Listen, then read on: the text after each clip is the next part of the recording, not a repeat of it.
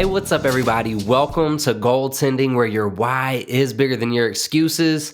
I'm so excited to have you here today because we are going to get into the question that I've heard so many people ask. People have reached out directly. People have been posting on social media asking the question of, how do I maintain motivation, or how do I get back on track? How do I find motivation and positivity if I've lost it?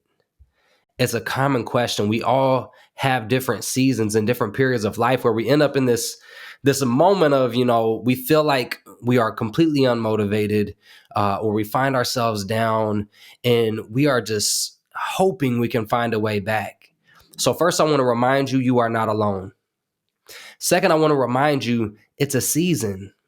All right, this is temporary.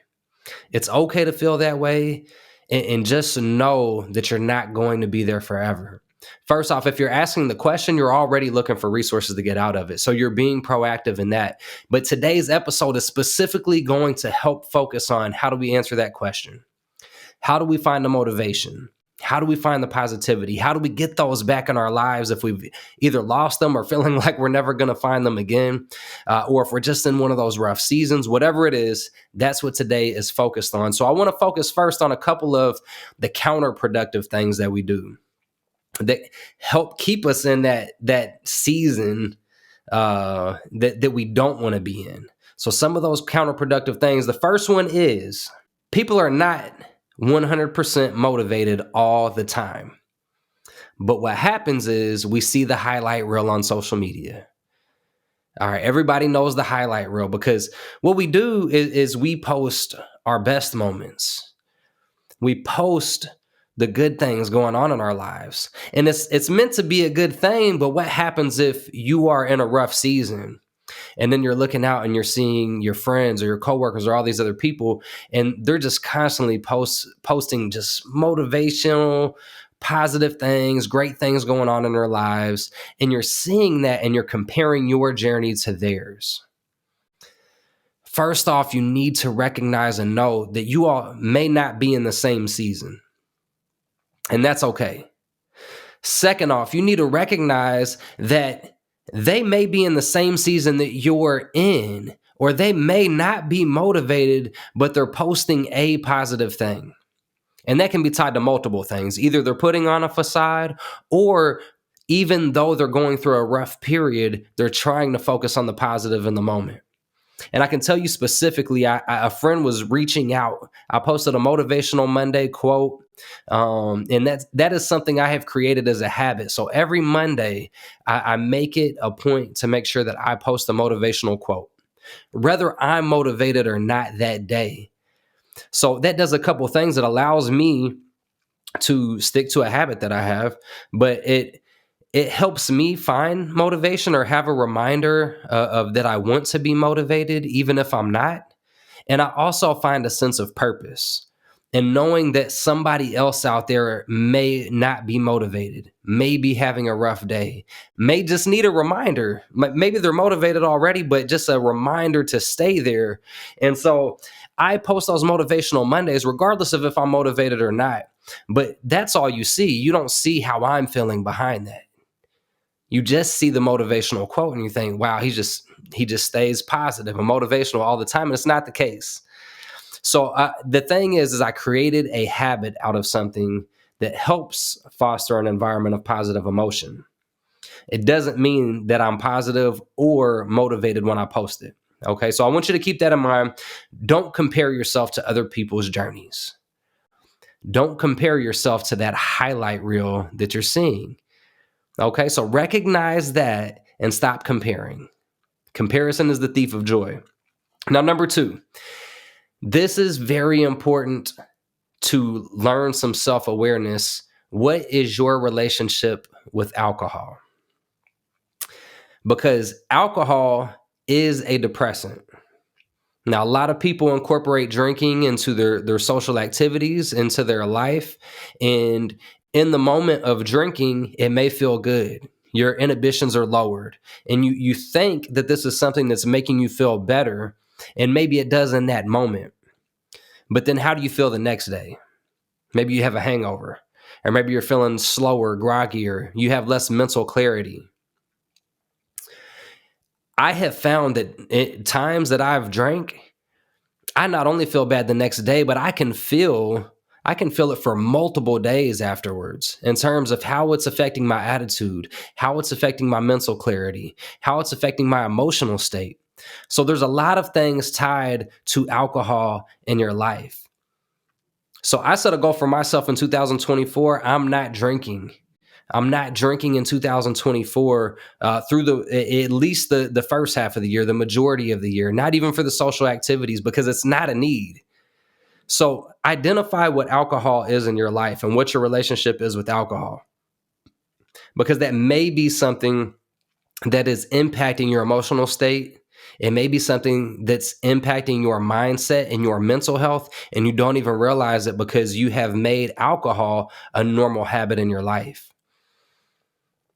So identify what your relationship was with alcohol, build some self-awareness around it, and identify if that's something that you need to reduce or cut out in order to help you get back on track.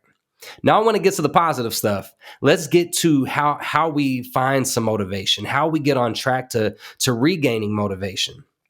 And a great place to start is with identifying a goal.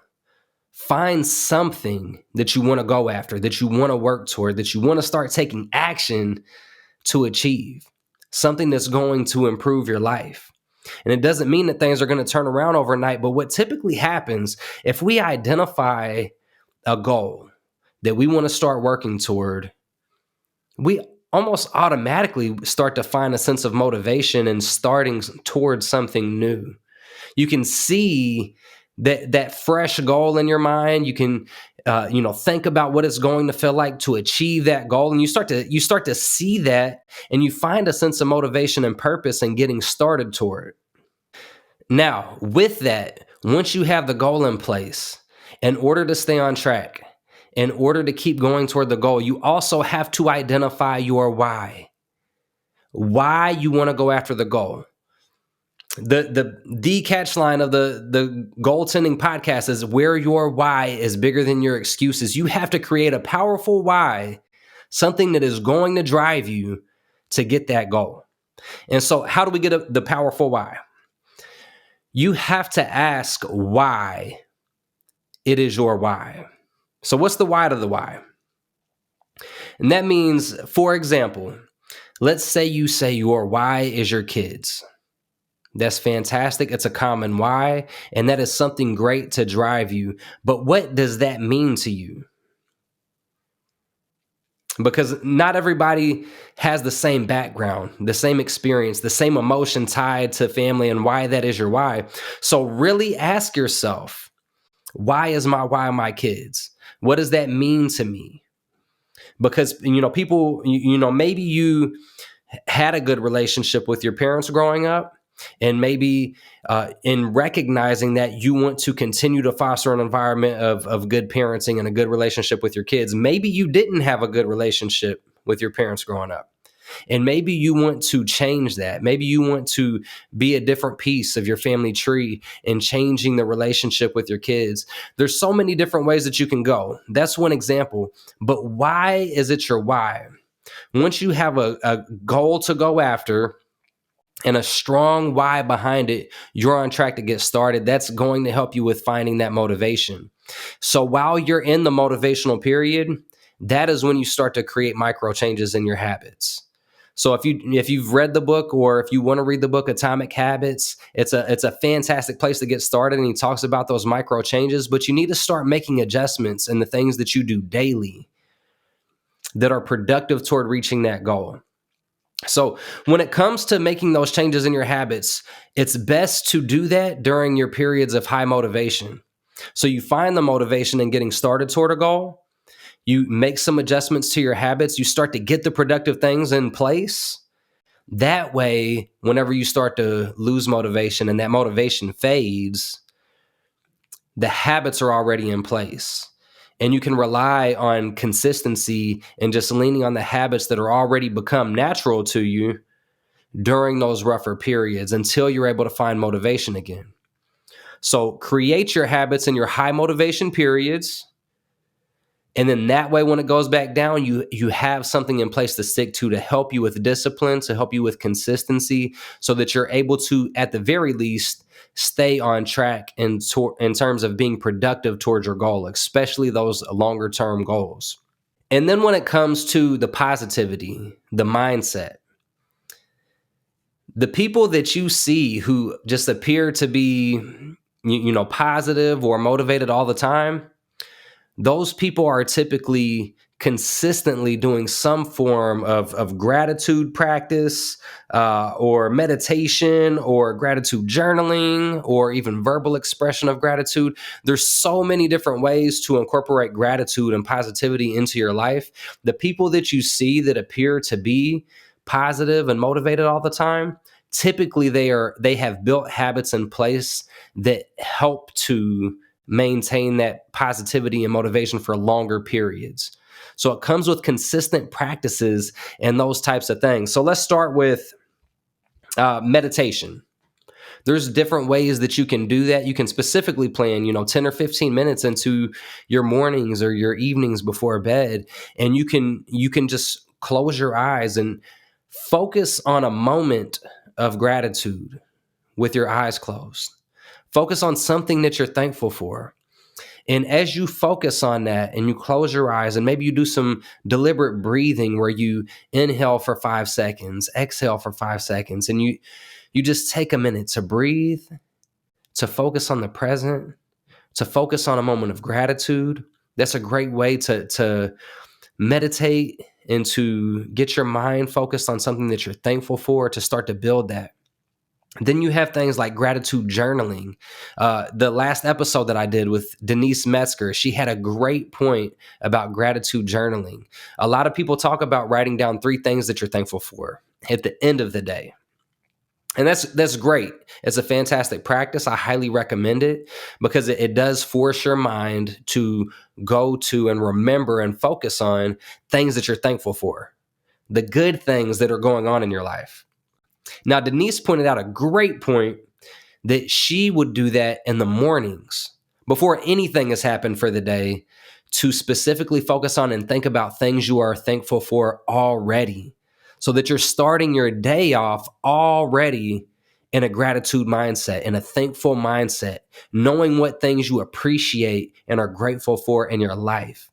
So that is a great practice in itself, either in the evening, in the morning, both, whatever works for you. It's great to spend some time focusing on gratitude and those positive emotions.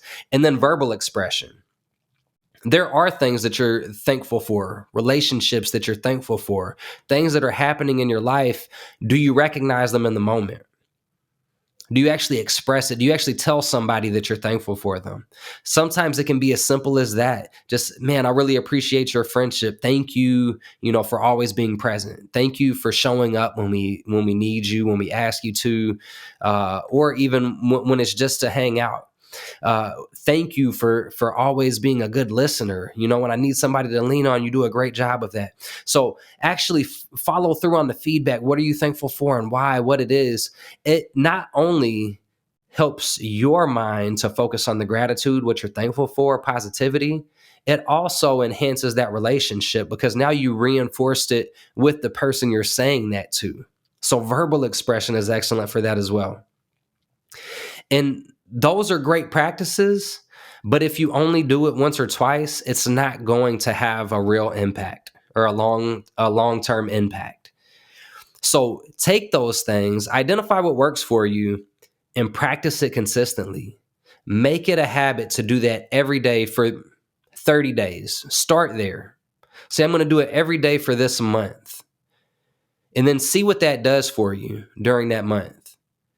And I highly encourage you to take it longer than that, but by starting to build it in, just that one small change that starts to focus your mind on gratitude, on positivity, make that small change and make it consistently. And as you stick with it, you will start to notice your mind is more easily gravitating toward the positive. You'll start to notice the good things going on in your day more easily. As something happens where you may have overlooked it in the past, you'll start to notice it in the moment. Those are some small things you can do to help with that positivity, to help with that motivation. So I want to address it right now. I'm talking directly to you. You are not alone. It's okay to have these periods where you struggle with motivation, but take some action on today's episode. Set yourself a goal, find a why behind it, and that will help to get you started with some motivation. It can be anything that you want to work toward. What's important to you in your life? Find it. Find the why behind it. Start taking some action. That's going to help with that positivity. Get those habits in place, and then start to do some of the practice on gratitude work, on positive mindset. And the more consistently you build those things in, you will get on track. I want to encourage you to stick to your goals in 2024. It's still early in the season, but statistically, a lot of people have stopped already. A lot of people already got off track from what their goals are. It's not too late to get back on track. It's not too late to find it if you didn't get started yet. So I want to encourage you, take today's episode, take action. Now, I want to thank you for allowing me to be a part of your journey today. Thank you for tuning in. Please go like, subscribe, share this because it will definitely help somebody in their journey. I encourage you to share comments, thoughts, questions, to join the conversation, and let's grow.